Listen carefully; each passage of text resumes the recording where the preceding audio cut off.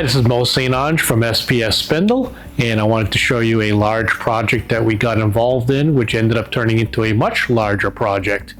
What we have here is an HNK boring mill, and originally the customer would take a portion of the spindle out, possibly that part of the head. They would take it out of the machine and send it to us. But for some reason, they felt they didn't have the manpower to pull that out, so they ended up pulling the whole entire head off of the main part of the machine. So they sent the whole main spindle in for us to repair, take apart, which was more difficult to facilitate here at SPS because we don't have such a large facility, and our fork truck can't pick up an 8,000 pound crate, nor does it fit through our 8-foot door that we have. So with our help of riggers up the street next to us, we were able to utilize their warehouse space to disassemble the spindle and get the pieces and components out of the main head for us to repair on site.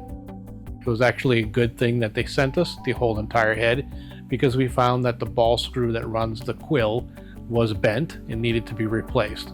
Also, there was a carrier bearing housing in there in the rear bearing set for the quill that was also severely worn and was the cause of failure. So those needed to be ground, chrome plated, and reground the size. And once all those components were done, we were able to bring the spindle head back in for reassembly.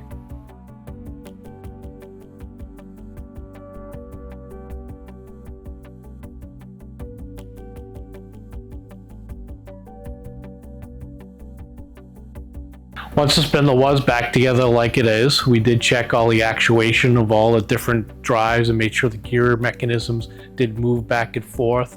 With the motor, we did power it up and we're able to spin the spindle slowly, but not run it to full extent because it is open and it requires oil to run the style spindle.